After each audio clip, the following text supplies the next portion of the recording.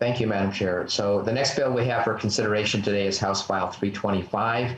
The bill was referred to this division by the Chair of the State Government Finance and Elections Committee. So Representative Masin, will you move that House File 325 be recommended to be re-referred to the State Government and Finance and Elections Committee? So moved. Thank you. Okay. Testifiers, we have several of them today, starting with Gary Carlson from the League of Minnesota Cities. Mr. Carlson. Thank you, Mr. Chair, and thank you, members of the committee. My name is Gary Carlson. I represent the League of Minnesota Cities. I want to first thank Representative Masin and co-authors Representative Joachim, Elkins, and Hewitt for authoring this bill, House File 325, a bill that would do something actually very simple. It would repeal the state's statute that limits the compensation that our city councils and county boards can pay to their employees. I've provided a letter of support for the bill, but I would like to just emphasize a couple of key points. First, the repeal of this statute is an essential element of local control. Our city councils and county boards are in the best position to make those decisions, and that's really the core of this bill.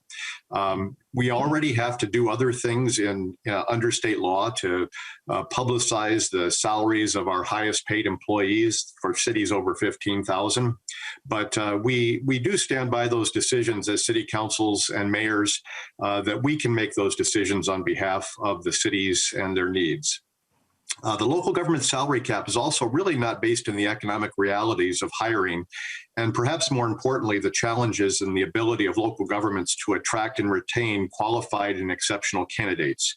We are the only state in the nation that we can identify that has any law like this, where the state and the state agency make determinations about what a local government official should be paid.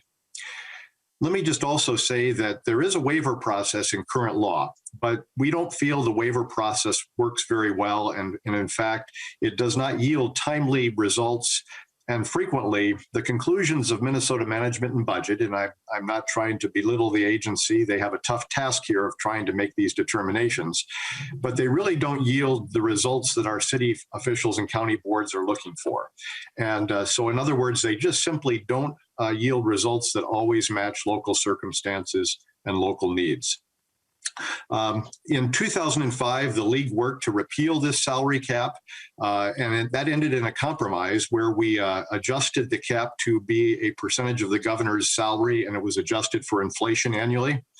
Let me just emphasize that that solution was a temporary Band-Aid.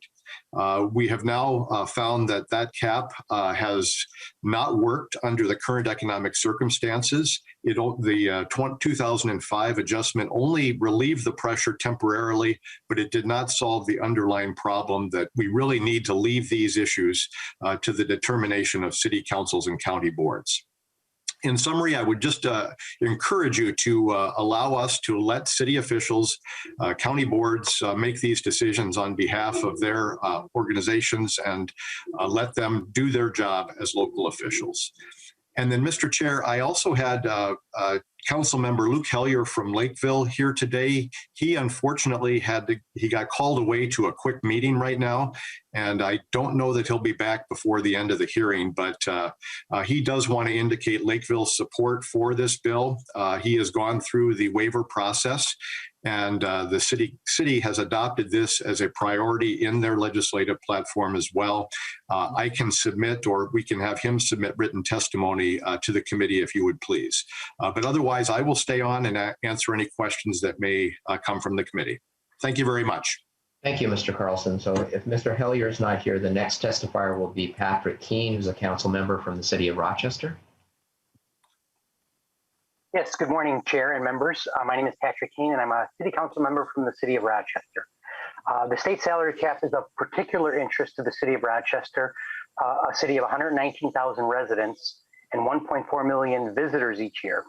We operate an airport, a public utility, a wastewater treatment facility, a library, and other city services.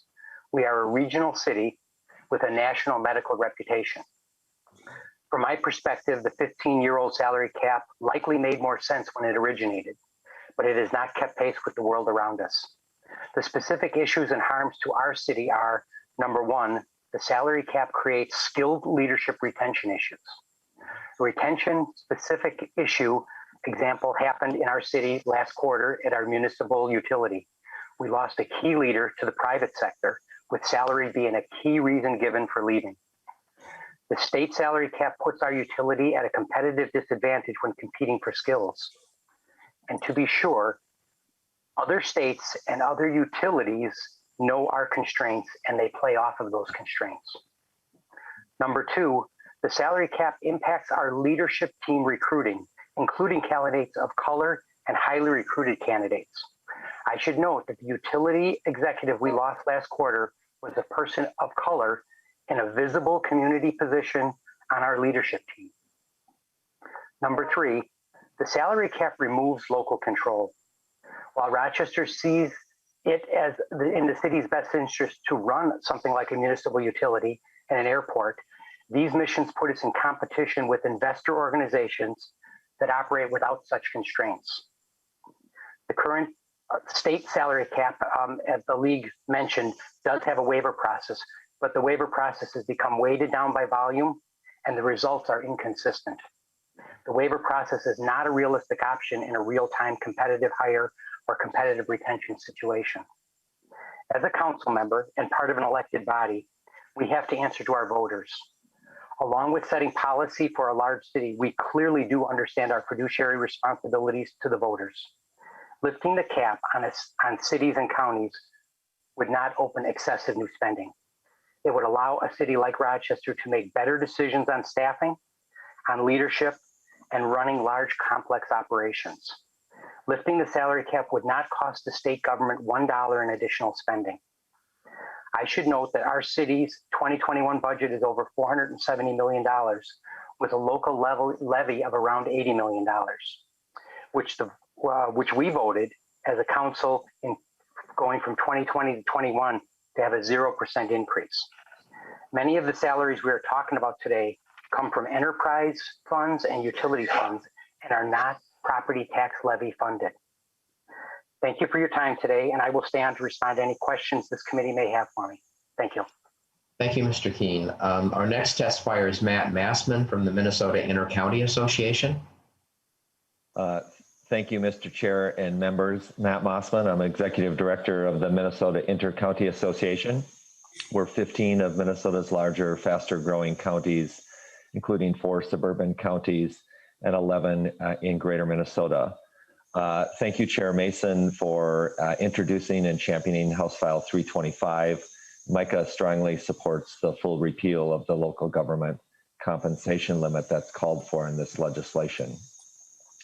The bill has no fiscal impact on the state, but would properly restore local control and accountability for local compensation decisions, and smartly, I think, position local elected leaders to make informed evidence-based decisions. Joined as well today by Commissioner Ken Brown from Olmsted County, who will talk about the Olmsted experience in a little bit. But I want to talk about just the shortcomings that we see with the current law, and I think they really fall into sort of 2 general buckets. First, we believe the current law actually undermines rather than enhances government efficiency, transparency, and accountability. Most of the public assumes that local officials are responsible for setting local employee compensation, and especially so for high-level administrators. But increasingly under this law, that's not the case. This law shifts responsibility, in effect, for making those local compensations to a state agency rather than at the local government level. And it does so in a way, I would just underscore that the recommendations to the LCC, of course, are advisory only. So there's no direct oversight by the legislature, and little additional information that's available to the public as a result of the process, since this salary information is already public information, as Mr. Carlson noted. The process itself is redundant, bureaucratic, and detached from the human resource best practices at issue here. Our issue, to be clear, is not with MMB, but with the law itself and the administration of it, which results in perverse outcomes. Which brings me to sort of the second bucket. Perhaps most importantly, the law interferes and even prevents best practices for making market-based compensation decisions, and interferes with the pay-for-performance systems that many counties have put in place. resulting in significant salary compression and real consequences for effective recruitment, retention, and potentially for pay equity. One example a suburban county reports to me is that they've recently conducted national searches for 2 senior level positions that netted no national and even very little regional interest in the position. Another county exemplifies rate compression experience in that many of the recently hired top positions are already at the cap, leaving no room for pay for performance and for recruitment internally in a way that would give a salary adjustment for taking on increased responsibilities. To be clear, the lesson from rate compression is that the law also is not really effective at holding down local compensation levels for anyone other than those individuals at the cap, which means that in the long run, it really just puts local governments in a very difficult, uncompetitive situation with entities like nonprofits, out-of-state entities, and private employers. So I want to underscore that increasingly these positions at issue are leaders for which there are other career options in engineering, IT professionals, attorneys, law enforcement professionals, as well as administrators. One greater Minnesota county has also indicated that in the next year, this county's in central Minnesota, 3 of its positions are going to hit the salary cap, and all of them are held by women. So we also are starting to be concerned about just whether or not there will be implications over the long run for pay equity issues. Finally, the current system really protects, I think, a misperception that the highest compensation levels should be or are set with the largest counties and cities in the state, and that all others are sort of scaled to that, without recognizing that there are regional economies and competition for positions such as in Olmsted, the Duluth area, and other parts of the state. And with that, Mr. Chair, I'll be here for questions, and I would turn to Commissioner Brown. Thank you. Mr. Brown is an Olmsted County Commissioner, also representing the Minnesota County Association. Thank you, Chair and members. I've been on the board 18 plus years, and I have always struggled to understand why this state, the only state in the nation that seems to want to put their finger over the salary cap issue. Some local examples, and I will not repeat what's going on. I certainly agree that Mr. Keene, in terms of the waiver process, and Mr. Carlson that have pointed out, but we've had a situation in Olmsted where we had a very long-term administrator, and he, a few years ago, retired. We knew that we would make a transition. It would be a much younger person that hopefully would be there a long time, and we were stuck with the cap. We went for a waiver along at the same time a few years back when Rochester did, and based upon what we believe are fairly arcane criteria that we don't understand, Rochester was granted a waiver. We were not. So it held us down. It's wonderful that we have dedicated, loyal employees, but we also had an HR director at the time, much younger lady who was doing a wonderful job, and left the position for a higher paying job because she could see herself hitting the salary cap and limiting her ability to both take care of her family and her lifestyle as she moved through the workforce. So it's become an issue. It's a competitive issue. I understand that these jobs are a little different. You know, the job security level is such, but we still have to compete in a marketplace that includes significantly large entities that are able to pay market rates and compete. So we're just looking for clarity and understanding. And I've, as I said, never have understood why a salary cap is there. We're talking about, in my county, maybe 6 people. It's not as if we're going to run off like drunken sailors and give everybody a 10% raise. And we are indeed, as Mr. Keene pointed out, accountable to the people that elect us. If they want to get rid of us because we are acting in a rather egregious manner, they can do that and bring things back into balance. But you'll not hear, I don't think, from any, as Mr. Mossman pointed out, all of our counties, especially the larger ones, do struggle with this issue, and it's getting worse.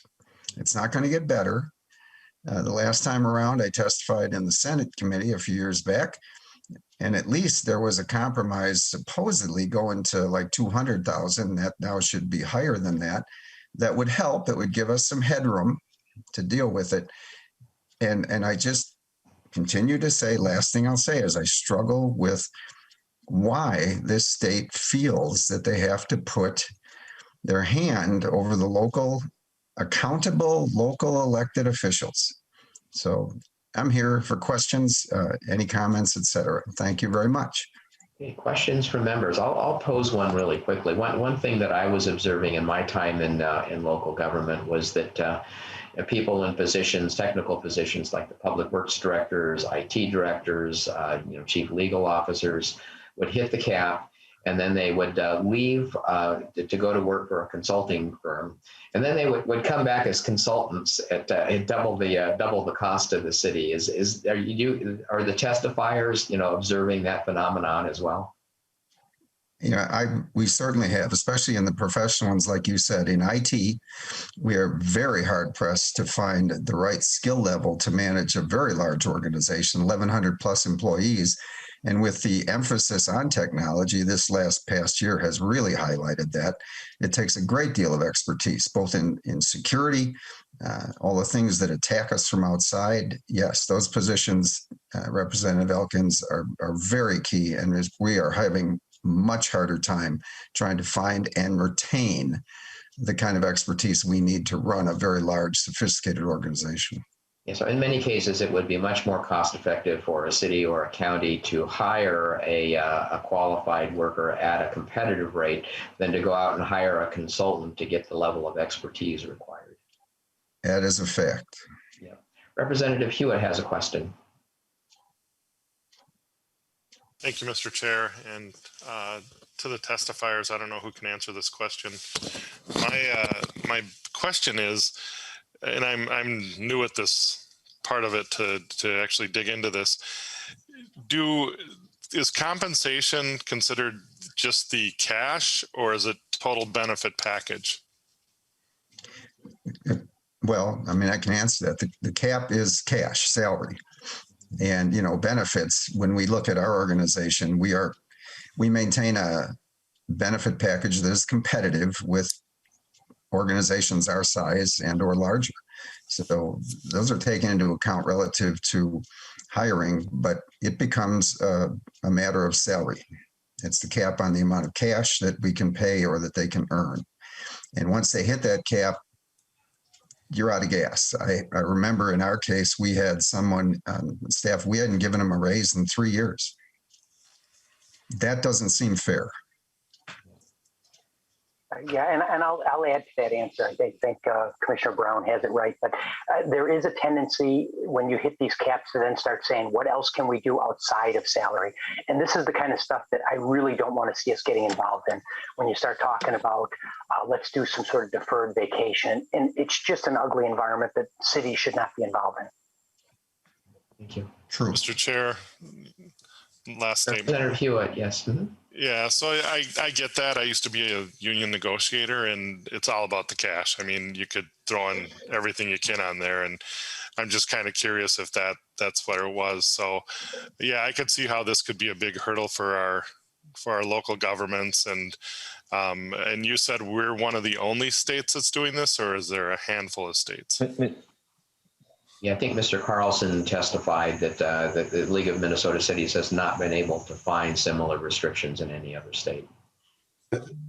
Mr. Chair, this is Gary Carlson. That is correct. We have tried to survey our other state leagues around the country, and people, to be honest with you, rather laugh that we have a law like this, and they don't want this to become a problem for them. So, yes.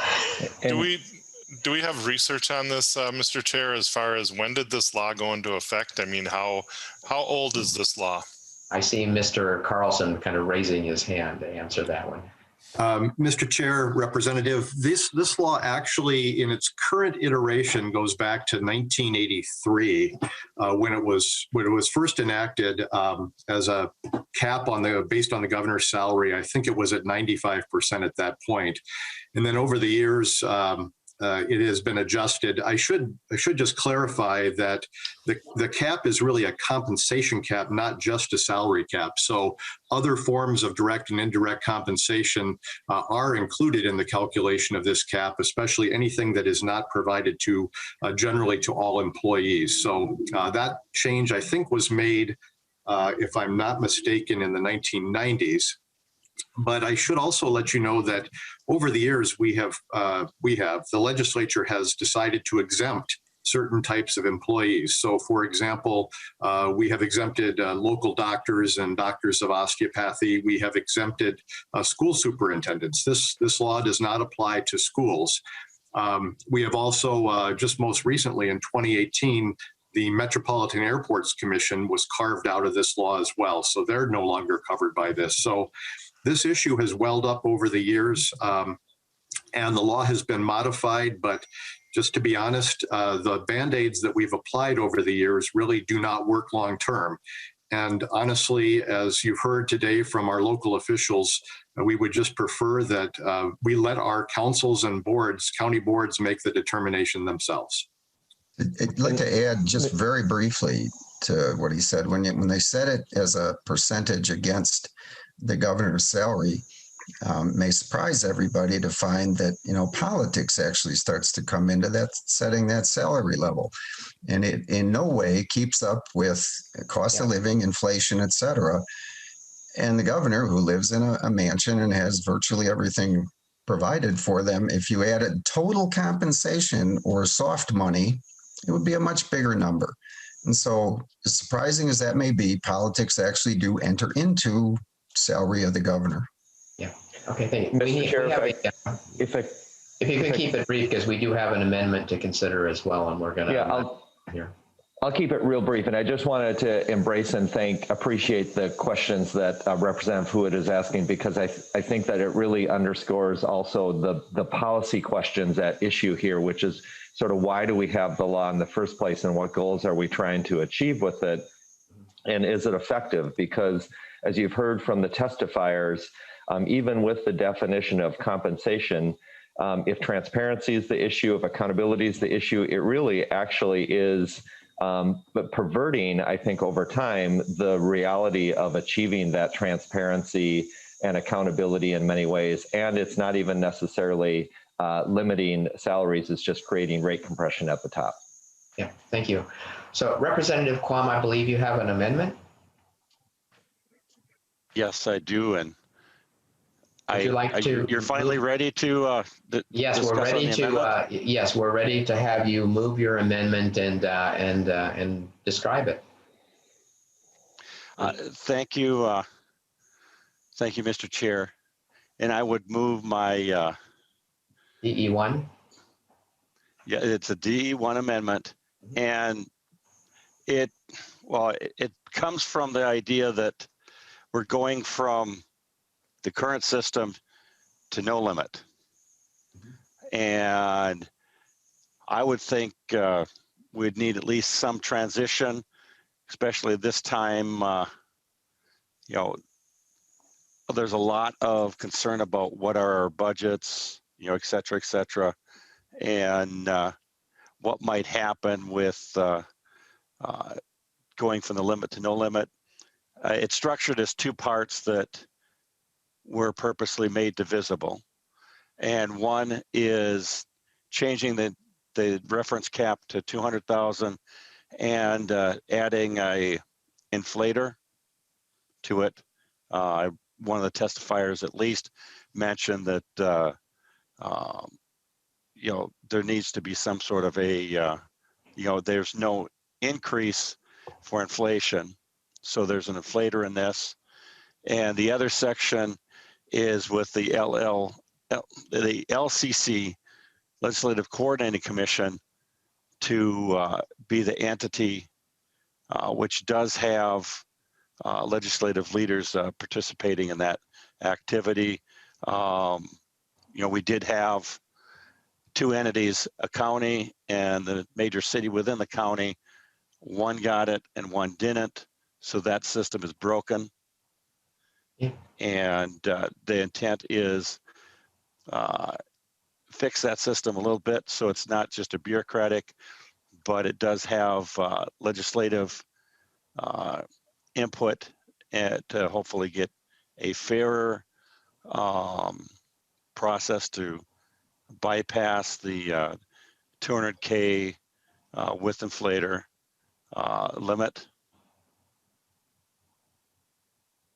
Okay. So discussion, do members have questions or comments? So Representative Olson.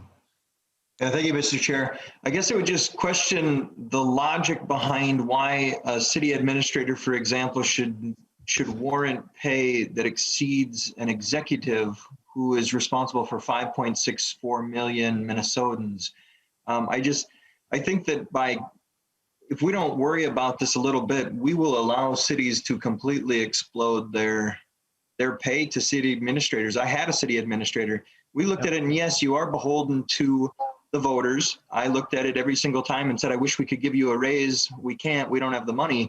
But at the same time, we'd have 3 or 4 people show up to our city council meetings. We only had a couple people who would read over those minutes. I think that it's an easy way for a city to run roughshod over their constituents and their voters for something that if the governor of Minnesota is in charge of 5.64 million Minnesotans, why should someone who has 110,000 people, why should they deserve more? Okay, any other questions or comments? Chair Masin, would you like to respond? I definitely would.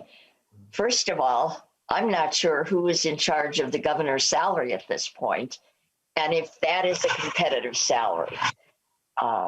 So that would be one thing. And I will put a disclaimer. I served on the Eagan City Council, and I've said this before. There are times when I wonder if legislators truly understand the impact of what they do.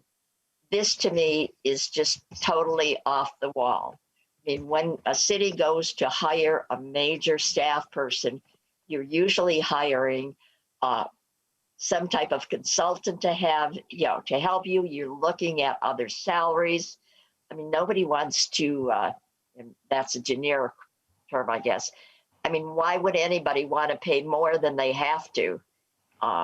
It just does not happen. So the fact that, again, we're the only state that seems to do this.